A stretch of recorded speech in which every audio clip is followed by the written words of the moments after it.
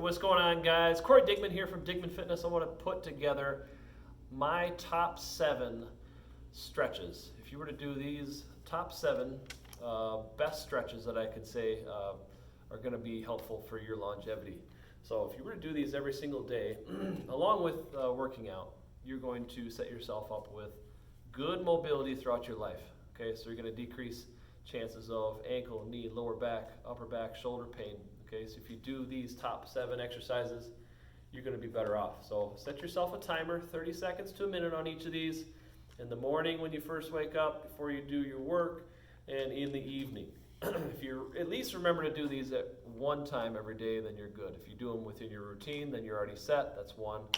Just do another time during the day if it's later on or if it's in the morning. Okay, so here we go. Let's get to it. The first one, kneeling hip flexors. So each of these stretches are both for folks that are able to get on the floor or not. So if you have a lot of restriction, or if there's a lot of arthritis, or you don't get on up and off the floor, if you're a little scared of that, if you have an injury, then I have variations. Okay, so the first one is a kneeling hip flexor. On this one, I'm going to show you the other leg. We're not going to go through the whole time, so just use this video as a reminder and then write the exercises down. Or if you're a member of Digman Fitness, I have a print off a PDF for you guys to use and post on your office or your fridge. Okay, so on one knee, your knee is at 90 degrees. This is an important step. Other knees at 90 degrees. You can use a wall as a guide to kind of hold yourself, or a box or a chair. But the next step is to act as if you're tucking your tail. So if you have a tail, if you're an animal, it would pretend as if you're tucking it underneath, like you're scared. So you see the pelvis here? If it helps to put your hands here, you can feel that pelvis move. Okay, so you want to move and squeeze this back glute here, driving forward just a little bit. But squeezing that glute and tilting that pelvis helps us get half of that work done. So you really don't have to lean, you don't have to really drop all the way forward on this. We want to separate and just focus on this area here. That's why we tilt the pelvis, that's why we squeeze this glute. And we have to drive this guy. You don't have to drive it as far. Okay, 30 seconds. You can go in and out with this if you want, or you can just hold this for 30 seconds to a minute, then you switch sides. For those that have trouble getting up and off the floor, you can do this on a chair. I'll show you from the front version and the side version. You just push your leg behind you if you're on the side, or a bench. And same thing, squeeze that glute, push that leg back, feel that stretch here. From the side view, this is what it looks like. Scoot over on the bench or the chair. Hopefully the chair is high enough so you're able to do this. We should at least have 90-degree flexion in our knee. If not, make sure we foam roll, make sure we do more movement, because it's not healthy to barely have 90-degree flexion in your knee. Okay, so you still at least be able to do this. Okay, work on that stretch each side. Okay, number 2, that's our hip flexor stretch. One of the most important exercises for preventing and reducing low back pain is the hip flexor stretch. Okay, quad and hip flexor, keep those babies opened up, because if they're tight, you're going to pull that pelvis. You're not going to be able to move it like you should. It's going to be tilted in a position where you're going to feel that pain in there. Okay, we need to be able to be mobile in our hips. Okay, so crossover stretch. Our glutes, another area that helps with our mobility in our hips and prevent low back pain. So you're going to take the seated position. I'm tight on this, so this is a good stretch for me. 90 degrees, I'm just going to lean forward, not rounding my back. If I feel this stretch already just by holding this, that's good. If you're a little beginner, maybe you can grab a towel and just hold that position here. If this is tight already just by doing that, just take a towel, wrap it around your ankle and hold it. Until you get to the point where you can put it over your leg. Having your leg straighter might help too.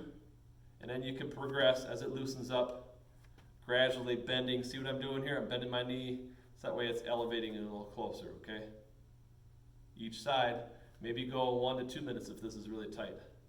It's going to be a game changer for reducing pain in the knee and low back.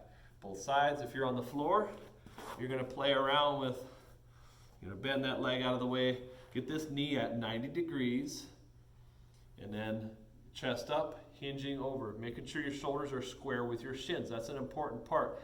If you want to have less of a stretch is more of a pigeon stretch they do in yoga. But if you don't feel much of a stretch, if you're really flexible, then extend that leg out, drive your chest over your ankle and your shin here. Drive it straight over. If I'm going from the side view, this is what it looks like. Driving over over top, keeping that back flat, holding 30 seconds to a minute. Do both sides, okay? Play around with hanging out on the ground here. Maybe you go back and forth, working out different mobility positions here. You're kind of working on this, backwards and forwards. Play around with all these positions. Our hip is made for internal and external rotation along with flexion extension, so make sure you're able to move in free range on each of those positions. Okay, 30 seconds each. Next we have butterfly stretch. So I'm going to show you from the side view. Pulling the feet in, nice upright position. Just pulling those feet in and then using your elbows to push your knees down the best you can. Wedge yourself against the wall. Like pretend this box is a wall. That way I can get a little closer. I can keep myself in that good position. Okay, if you're in a seated position, if you can't get on the floor, a good variation for this is to spread your legs and then reach for the floor. Or you can push your knees out. Hold this. This is just as good until you have enough confidence to get to the floor. So a good step to transition. We want to be able to get off and off the floor, increasing longevity. So use your chair, have a mat for your knee, get down like this, put your hands down, and then push your foot through. That's how we get on the ground. And then push them back up to a hands and knees position, back up to the box, and here. That's how we get up and off the floor. Just have assistance first. Okay? And the V stretch of the groin, same idea. Again, the seated folks, or you can spread your legs and kind of hang forward, chest up. Always want to promote flat back. When we're deadlifting, when we're squatting, we want flat back. Even when we're stretching, we want to maintain flat back. Hinging. Instead of rounding your back, you can reach all day, but that's a lot of upper body. Doesn't do you any good. Do what counts, okay? You want to focus on the stretch, just focus on that area.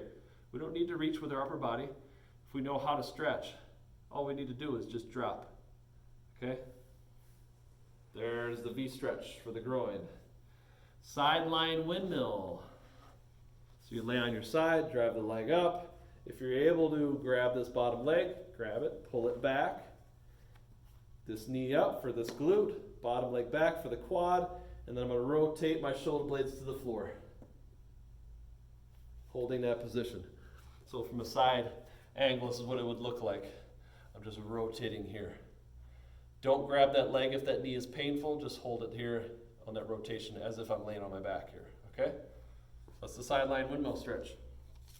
Next, we have our extensions and our cat and cow. So this one here, hands and knees, rounding the upper back and extending. Tilt the pelvis, see my arch in my back? And I'm going to round my back. This is really good and healthy for you guys. Moving the shoulder blades are good for our shoulder health. Moving that pelvis too, okay? Otherwise you're doing extensions on the foam roll. That's another time, okay? And your pec series. So we want to be against the wall. Arms at 90 degrees. We're going to face the wall. We're going to turn away. We're going to hold that for 30. And then we're going to go maybe 45 degrees, turn away, and then we're going to go overhead. Okay, so if I'm facing the wall, I'm going to get my arm up in this position, elbow at 90, and I'm going to turn away, creating that separation. Hold for 30, go up a little higher, hold for 30, and then overhead.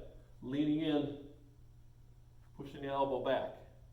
If I want more shoulder, posterior shoulder stretch, I'm against the wall, I'm facing, I'm pushing the shoulder in here, 45 degrees, I'm leaning in here, and then overhead. Just hitting the back side versus the front side. Okay? And lastly, a calf stretch. You can prop your foot up on a board or a 2x4 and then drive that knee over top. Okay, so if I'm up against this, drive and hold 30 seconds to a minute. There you have it, folks. Give it a shot. Use these exercises, and good luck.